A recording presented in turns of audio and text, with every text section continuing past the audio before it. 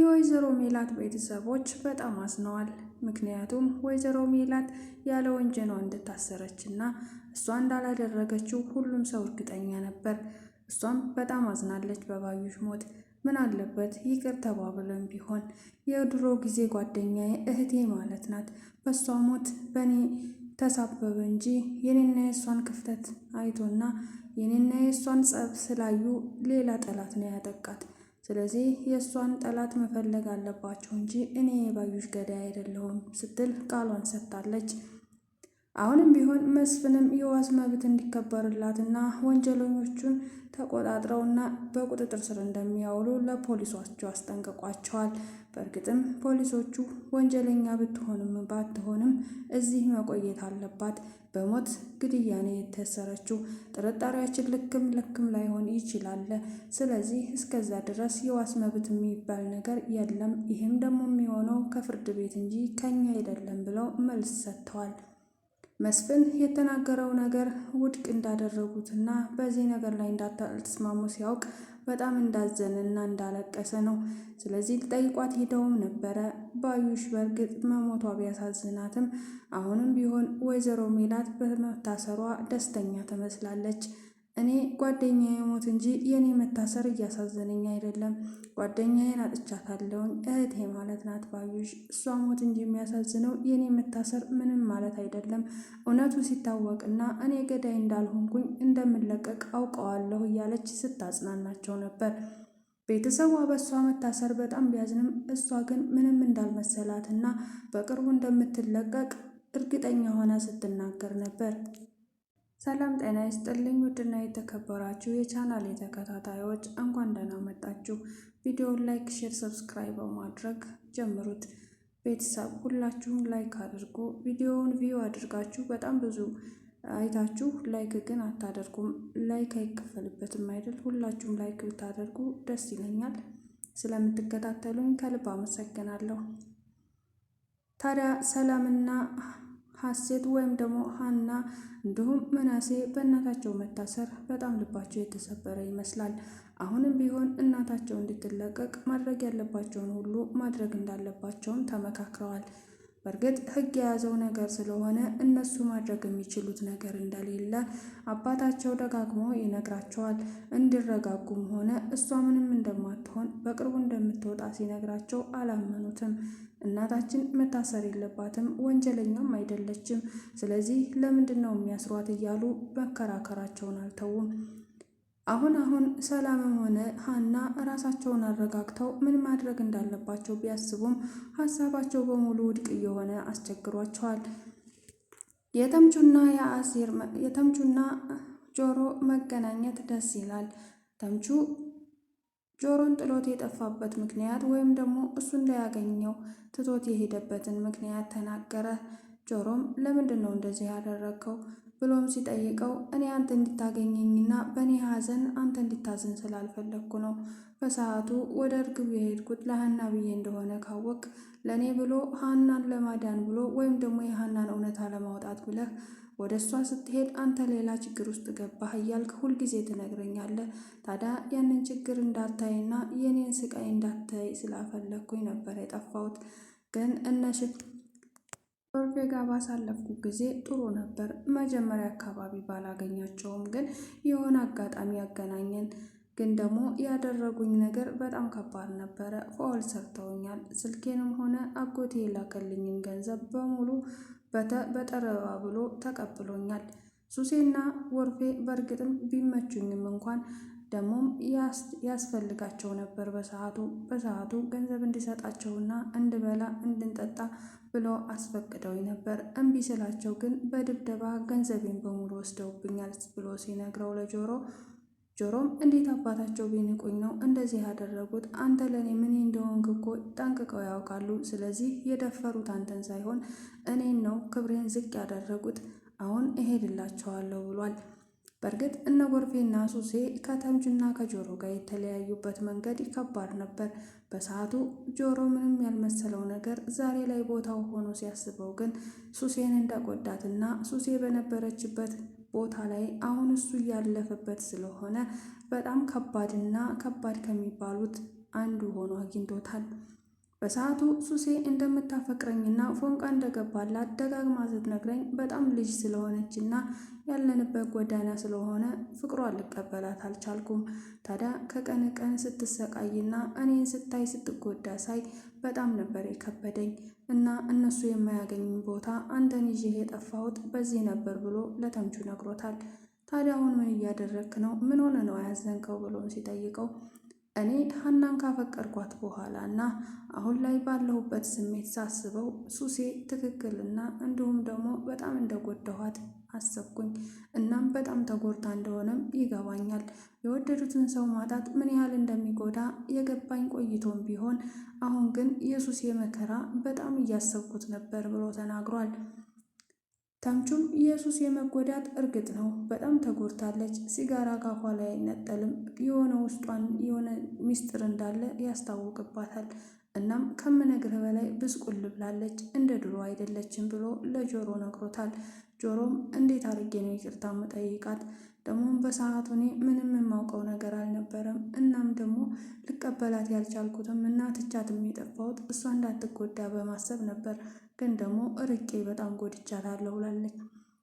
ሱሴ አሁንም ቢሆን ተምቹን ካየችው በኋላ ጆሮን እያስታወሰች አሁንም ቢሆን ልትረሳው አልቻለችም። ጆሮን በጣም ነው የምወደው። እናም ደግሞ ትቶኝ በመጥፋቱ በጣም ባዝንም እንኳን ተምቹን ካየሁት በኋላ ጆሮን እያስታወስኩኝ በጣም ችግሮችን እያሳለፍኩ ነው ብላ ለጎርፌ ነግራው ነበር። ጎርፌም አንቺ ደግሞ አንድ ጊዜ ችክ ካልሽ ችክ ነው። ነገሮች ካለፉ ከስንት ዓመታት በኋላ ድጋሚ አንስተሽ ማውራቱ ለምን አስፈለገ? አሁን እኔ የጨነቀኝ ተምቹ ከእስር ቤት ተፈቷል። ተምቹ ተፈታ ማለት ጆሮና ተምቹ ይገናኛሉ። ስለዚህ እያንዳንዱ ነገር ለጆሮ ይቶከዋል ማለት እኛን አይለቀንም ጆሮ ብሎ በጣም በፍርሃት ነበር ሲነግራት የነበረው። ሱሴም ነገሩን ችላ በማለት ታዲያ ምን ያንበቀብቀሃል? ቢሰማሳ ምን ያመጣል? በቃ ጀዋሩ እኛ ጋር ስለሆነ ቅርታ ብለን ስልኩን እንመልስለታለን። ከዛ ገንዘቡን አጥፍተነዋል፣ ምንም ያመጣም ብላ እያበሸረችው ነበር። ግን ጎርፌ በጣም ፈርቷል። ተምቹ ወይም ደግሞ ጆሮ አንድ ላይ ከመጡና ካገኙን አይለቁንም እያለ በጣም እየፈራ ነበር። ሱሴ መቶ ባየሁትኝ የሚል ነበር ያይ። ታዲያ ይሄን አውርተው ሳይጨርሱ ነበር ተምቹና ጆሮ ተያይዘው እየሮጡ ሲሄዱ ተምቹም ያደረጉትን በሙሉና እንዴት እንደመቱት ሳይቀር ለጆሮ እያሳየው ነበር። በሰዓቱ ከርቀት ሲያዩዋቸው ሱሴና ጎርፌ ተደብቀው ተምቹንና ጆሮን አሳለፏቸው። ተምቹ አሁንም ቢሆን እዚህ ነበሩ የሚቀመጡት፣ ግን ደግሞ ዛሬ የት እንደሄዱ አላውቅም። በእርግጥ ይሄ ነው ቦታቸው፣ ሁሌ የሚቀመጡበት ቦታ ይሄ ነው ብሎ ለጆሮ ነግሮታል። ጆሮም ላግኘው እንዴት አባቱ ቢደፍረኝ ነው እያለ መናደዱን ቀጥሏል። ሱሴም ተደብቃ ተምቹንና ጆሮን እያየቻቸው ነበር።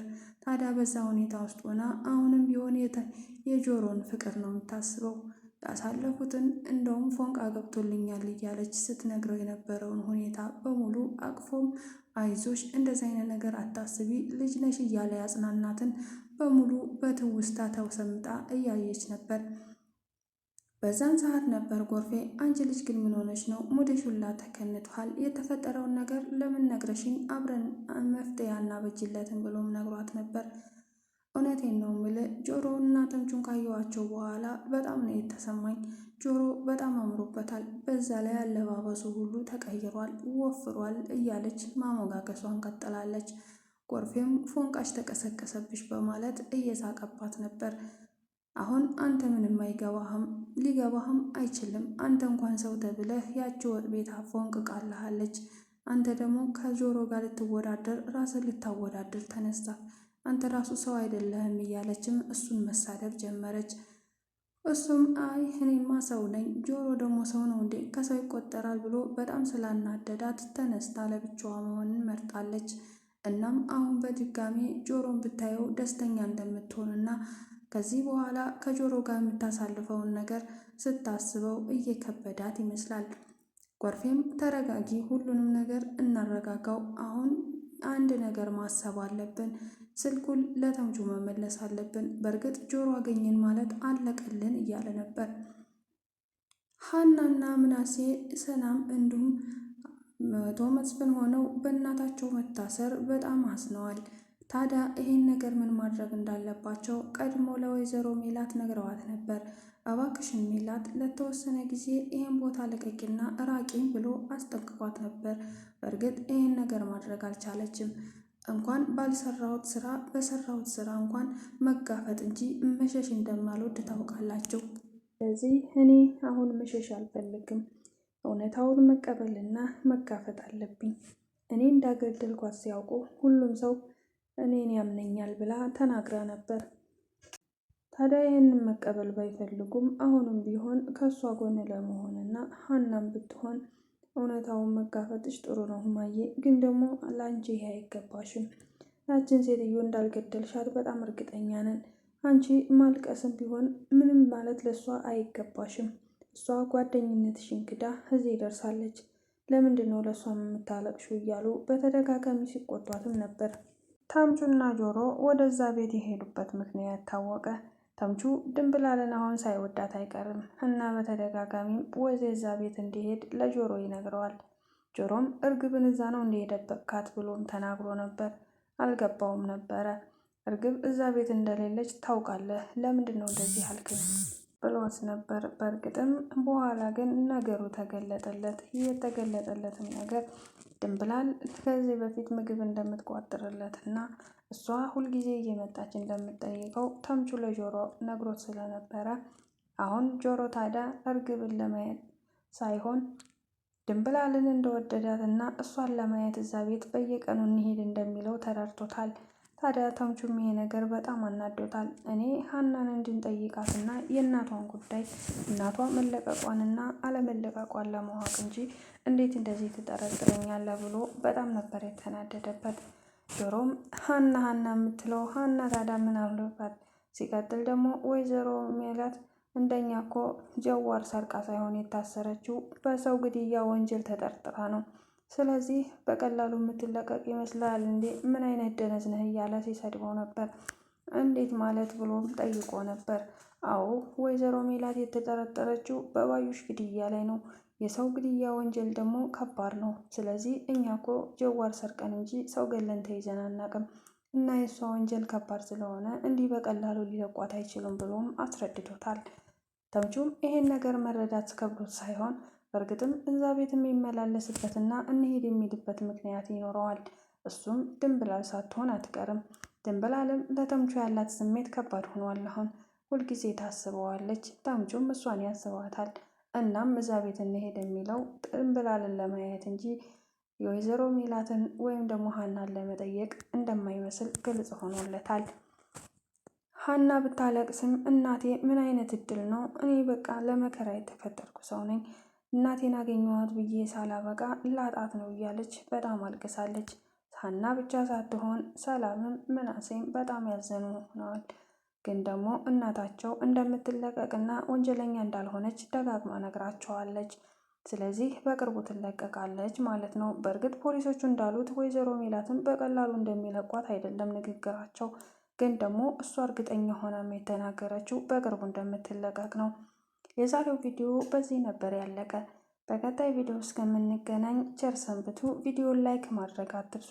ውድ ቤተሰቦቼ ላይክ፣ ሼር፣ ሰብስክራይብ አድርጎ ስለምትከታተሉ በድጋሚ ከልብ አመሰግናለሁ። መልካም ጊዜ ይሆንላችሁ።